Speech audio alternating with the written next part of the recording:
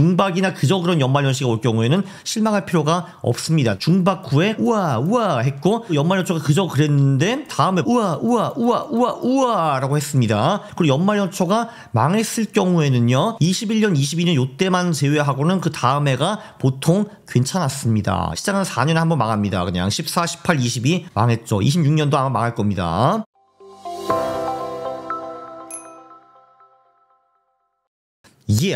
안녕하십니까 한러님들, 강원국입니다. 2024년 거의 끝나가고요. 24년이 끝날 때는 연말이라는 게 있고, 그리고 25년에도 연초라는 것이 있을 겁니다. 이 연말 연초에 보통 주식은 많이 오르는데 비트코인도 그럴까? 한번 살펴보고요. 그리고 1월에 큰 조정이 온다라고 주장하시는 분들이 많은데 그게 근거가 있는지 그것도 같이 한번 살펴보시겠습니다. 궁금하면 분석해보면 됩니다. 12년부터 분석을 해봤거든요. 자, 12년, 13년 연말 연초 보면은 그 연말 연초는 그저 그랬습니다. 0.75% 수익. 단 그 다음에 초대박 5,800% 올랐습니다.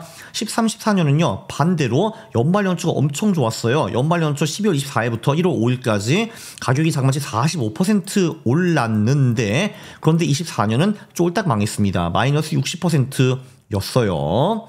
자, 그리고 14년부터 15년 연말 연초 보다가 아이고 폭망했죠. 폭망. 마이너스 11.5%를 찍었는데 그래도 2015년은 결국 플러스 35%로 마감을 했습니다. 자, 보면은 그래서 연말 연초가 좋을 때도 있고 안 좋을 때도 있다라는 거를 볼 수가 있고요. 15년, 16년 요때는요 크리스마스 때 산타가 안 오고 비트코인이 자그마치 하루 만에 8% 작살났어요. 그래서 비실 아이고 그랬는데 결론적으로 15년, 16년 연말 연초는 안 좋았으나 그래도 다음해에는 124% 수익이 났습니다. 자, 그리고 16년, 17년 이때가 대선 플러스 반감기 해죠. 그러니까 한마디로 이때가 이제 우리한테 중요한데, 보시다시피 연말에는 엄청나게 오르고 우와 올랐어. 1월 2일까지 25% 수익 달성했습니다. 크리스마스 이후부터 이날까지. 근데 거의 하루 이틀 만에 빵 다시 빠졌어요. 예, 그래서 마이너스 0.5%로 마감을 했는데, 근데 2017년은 대박 좋았습니다. 플러스 1337% 비트코인이 올라줬고요. 그리고 17년부터 18년 이때도 재밌었는데,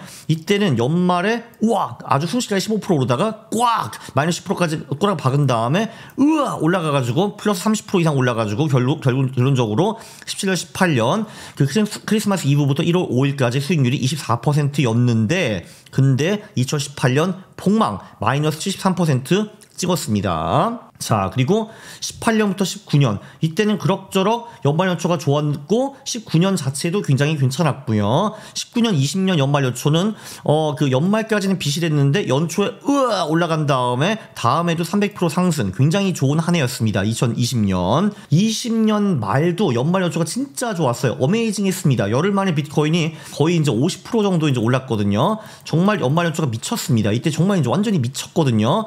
그리고 다음에도 뭐 꽤 좋았습니다. 근데 한 5월까지 21년 5월까지 장이 가다가 이때부터 좀 꼬꾸라지기 시작하고 11월까지 겨우겨우 다시 한번 오르다가 그때부터 날아가기 시작했죠. 근데 정말 20년부터 21년 이때 어메이징했습니다. 이때도 사실 대선 플러스 반감기 해이기 때문에 우리도 이걸 좀 이렇게 됐으면 참 좋겠는데 왠지 올해는 이런 분위기는 아닌 것 같죠. 그렇죠. 어쨌든 4년 전에는 정말 열흘 만에 비트코인이 50% 오른 적도 있었습니다. 그리고 21년, 22년 요때 연말 연초는요 작살났고 그 다음에는 더 많이 작살났다라는 거를 볼 수 있습니다. 22년, 23년을 보면은 이때는 연말 연초가 그냥 그저 그랬어요. 거의 움직이지 않았고요. 근데 다음에는 대박 좋았습니다. 156% 올랐고요. 그리고 이제 작년 23년 연말 연초, 23년, 24년 연말 연초를 보면은 이때도 비트코인이 거의 움직이지 않았어요. 다음에 그러니까 24년 이때도 굉장히 좋았죠. 자, 이거를 전부 다 요약을 해보면요. 지난 12년 동안에 초대박 연말 연초가 3번 있었습니다. 3번 있다라는 걸 볼 수가 있고요.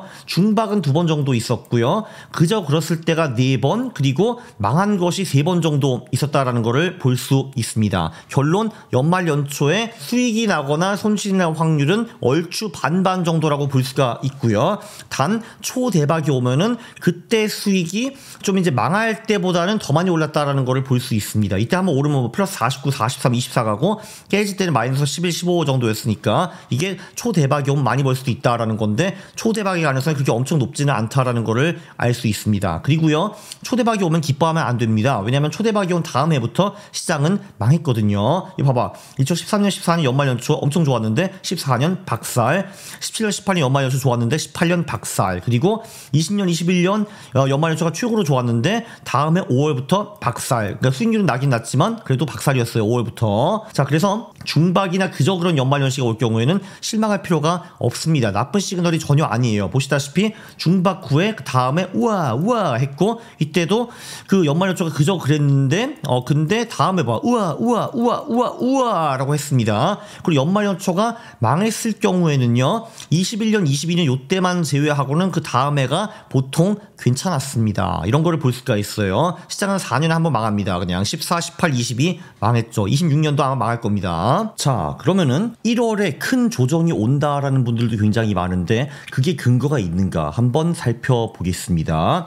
결론부터 말씀드리면은 근거가 있습니다. 최근 12년 동안에 1월에 10% 이상 하락이 없었던 경우는 딱 3번밖에 없습니다. 2013년, 2020년, 그리고 23년 이렇게 3번밖에 없었고요. 그거는 대선 직후도 예외가 아니었습니다. 요 2013년이 대선 직후였고 17년도 대선 직후였고 21년도 대선 직후였는데 이제 보시면은 2013년에는 1월에 조정이 없었지만 2017년에는 보시면은 1월 3일부터 1월 10일까지 30% 정도의 조정이 있었고요. 그것도 1분기이기 때문에 그 안에서는 더 큰 조정이 아마 왔을 겁니다. 그리고 2021년에도 1월 7일부터 1월 20일까지 24% 하락한 바가 있습니다. 비트코인이요. 자, 그래서 이 9번 조정이 왔죠. 3번은 조정이 안 오고 9번은 조정이 왔거든요. 그 중에서 3번은 초전 박살, 그러니까 1월 1일, 1월 3일, 1월 1일부터 박살난 장이 있었고요. 3번이 있었고요. 근데 그보다는 6번은 1월 5일부터 10일 언저리에 무너지기 시작했습니다. 1월 10일, 6일, 5일,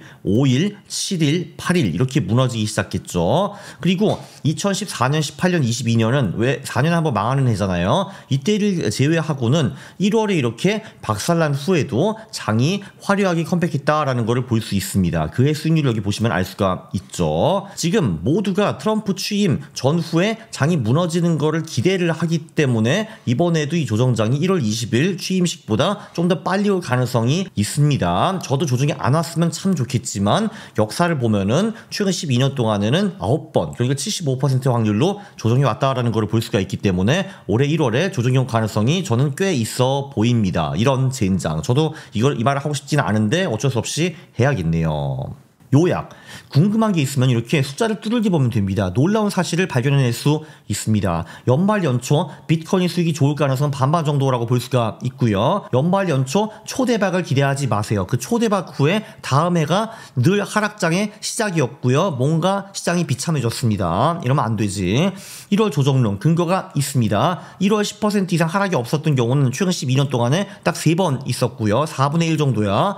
그래서 나는 1월이라면은 선물은 안 할 것 같습니다. 이 조정이 올 가능성이 아무래도 꽤 있기 때문에 굳이 선물을 해가지고 박살날 필요가 있느냐라는 게 제 생각이고요. 왜냐면 현물이 있으면 조정이 와도 좀 버틸 수가 있거든요. 그 물려도. 그렇죠. 네, 그리고 보통 이 조정은 1월 5일에서 10일 언저리 시작해가지고 두들겨 맞기가 시작을 하는데 다행히도 내년은 2025년 조정이 온다 하더라도 다시 회복하는 해니까 큰 걱정까지는 할 필요 없다라고 생각을 합니다. 투자자들 이런 분들이 되게 많아요. 옛날에 그리스 철학자들은요, 그 그러니까 이 허스의 이빨이 몇 개인지 막 열띤 토론을 했다고 합니다.